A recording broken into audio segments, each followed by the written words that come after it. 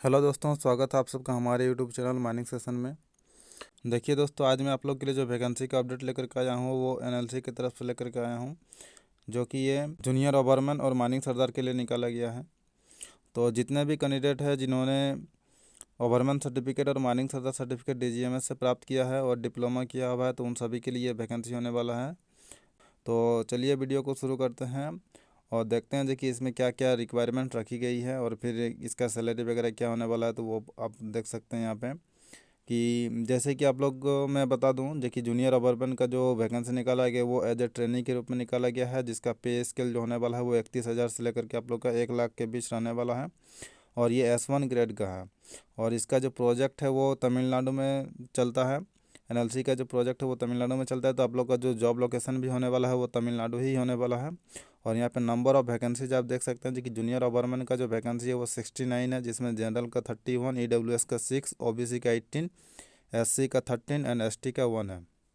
और माइनिंग सरदार के लिए आप लोग यहाँ पे देख सकते हैं कि ये सिलेक्शन ग्रेड 1 का है और इसका पे स्केल जो है वो 26,000 से लेकर के 1,10,000 के बीच में होने वाला है। और ये भी जो प्रोजेक्ट होगा जहाँ पे आप लोग को जॉब वगैरह मिलेगा तो वो नेवली तमिलनाडु में ही मिलेगा। और इसके लिए जो नंबर ऑफ़ पोस्ट है वो 102 है। जनरल के लिए 59, EWS के लिए 10, OBC के लिए 8, SC के लिए 24 और ST के लिए 1 है। और चलिए अब इसमें देखते हैं जी कि आगे तरफ इसमें क्या क्या चीज़ डाला गया है नोटिस में।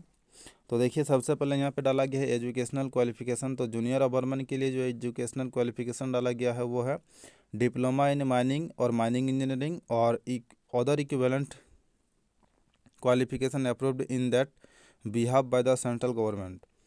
और देखिए, या तो फिर valid overman certificate of competency from DGMS under coal mines regulation 2017 और any certificate in mining which a entitles to work the overman as per coal mines regulation 2017 and valid first aid certificate. अब देखिए, junior ओवरमैन के लिए अगर आप apply करना चाहते हैं तो आपके पास डिप्लोमा इन माइनिंग होना चाहिए। उसके बाद आपको ओवरमैन सर्टिफिकेट DGMS से प्राप्त होना चाहिए। उसके बाद फिर एक वैलिड फर्स्ट एड सर्टिफिकेट भी होना चाहिए। अब देखिए, माइनिंग सरदार के लिए भी रिक्वायरमेंट क्या रखा गया है। तो डिप्लोमा और degree in any subject other than mining engineering and mining Sardar certificate of competency issued by DGMS। यदि आपके पास डिप्लोमा या डिग्री है और माइनिंग इंजीनियरिंग के अलावा हैं तो फिर और माइनिंग सरदार सर्टिफिकेट यदि आपने गेन करके रखा है और आपके पास यदि फर्स्ट एड सर्टिफिकेट है तो फिर आप इसमें अप्लाई कर सकते हैं। उसका देखिए, diploma in mining with ओवरमैन competency certificate issued by DGMS and valid first aid certificate. यदि आपके पास ओवरमैन सर्टिफिकेट भी है और आपने यदि डिप्लोमा इन माइनिंग करके रखा हुआ है और आपके पास यदि फर्स्ट एड सर्टिफिकेट है तो आप इसमें अप्लाई कर सकते हैं।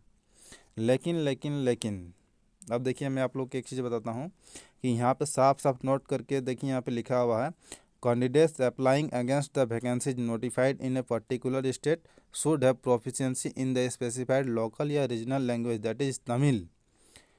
और ये नेवली तमिलनाडु के लिए है, तमिल भाषा।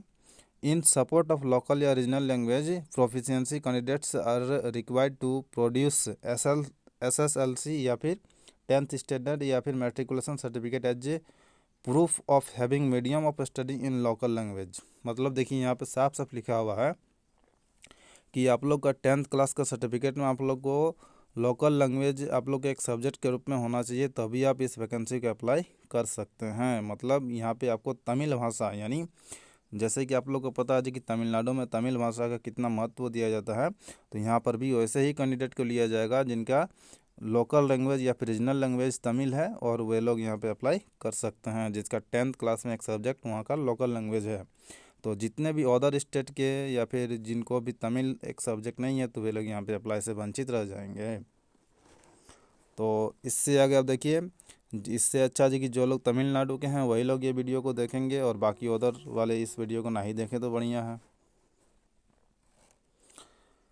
अब देखिए आगे क्या बताया गया है कि एज लिमिट क्या होना चाहिए। तो एज लिमिट होना चाहिए और जूनियर ओवरमैन के लिए आप लोग का 30 ईयर्स, जनरल या EWS के लिए, OBC के लिए 33, SC के लिए 35, ST के लिए भी 35। और ये जो आप लोग का एज काउंट किया जाएगा वो 1 अप्रैल 2025 के डेट से काउंट किया जाएगा। और माइनिंग सरदार के लिए भी देखिए एज लिमिट वही रखा गया है, तो यहाँ पे कोई बदलाव नहीं है, तो इसको आप देख लीजिएगा। अब देखिए प्लेस ऑफ पोस्टिंग बताया है, तो selected candidate are liable to in initially posted at Neyveli mines Tamil Nadu में आप लोग को यहाँ पे पोस्ट होने वाला है पोस्टिंग। रिजर्वेशन या फिर रिलैक्सेशन के लिए आप लोग यहाँ पे देख लेंगे। इस नोटिस को आप मेरे व्हाट्सएप चैनल या फिर मेरे व्हाट्सएप ग्रुप और टेलीग्राम ग्रुप सभी ज्वाइन होकर के इसको ले सकते हैं और वहाँ से आप इसको पढ़ सकते हैं थोड़ा बहुत। अगर मैं आपको सब कुछ बताऊँगा तो ये वीडियो काफ़ी लंबा हो जाएगा। इससे अच्छा जी कि आप मेरे व्हाट्सएप ग्रुप में जुड़ जाइएगा, वहाँ पे मैं आप लोग को नोटिस दे दूँगा, या फिर मेरे टेलीग्राम ग्रुप से इसको डाउनलोड कर लीजिएगा और पढ़ लीजिएगा, ताकि आप लोग को भी थोड़ा मतलब वीडियो लंबा होने से बचा जाए। अब देखिए मेथड ऑफ सिलेक्शन प्रोसेस, जो कि बहुत ही ज़रूरी हो जाता है। तो देखिए मेथड ऑफ सिलेक्शन प्रोसेस में आप लोग को यहाँ पे बताया गया है जी कि 100 मार्क्स का आप लोग का एग्ज़ाम होगा। अब देखिए मेथड ऑफ सिलेक्शन में यहाँ पे लिखा हुआ है कि 100 मार्क्स का आप लोग का एग्ज़ाम होने वाला। 30 मार्क्स जो रहेंगे वो आप लोग का मैथ एंड रीजनिंग रहेंगे, और 70 क्वेश्चन जो रहेंगे वो आप लोग का जो लेवल होगा, जैसे डिप्लोमा का या फिर ट्रेड का या फिर ब्रांच पेपर रहेगा आप लोग का 70 मार्क्स का। और चलिए अब हम लोग देखते हैं देखिए इसका फॉर्म को अप्लाई कैसे करेंगे हम लोग, और अप्लाई करने का क्या डेट रखा गया है।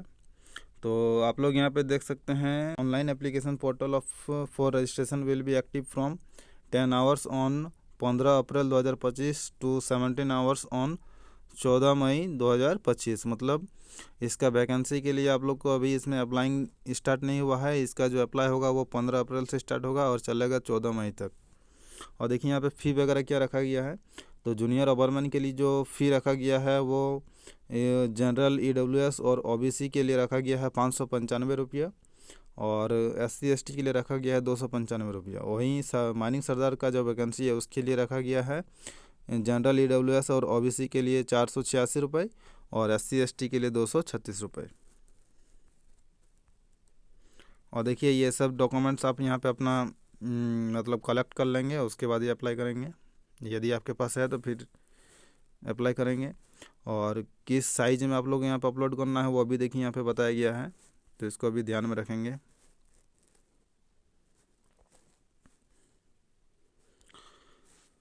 अब देखिए यहाँ पे इम्पोर्टेंट डेट्स दिया गया है। तो online opening of online registration of application date and time दिया है 15 अप्रैल 2025 10 बजे से स्टार्ट हो जाएगा, चलेगा आप लोग का 14 मई 2025 तक।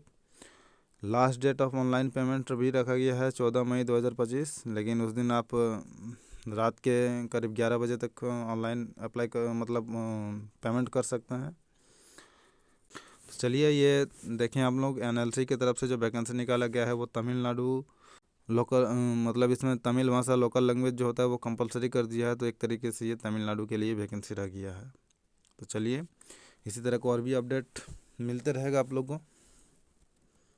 तब तक के लिए जुड़े रहें माइनिंग सेशन चैनल के साथ।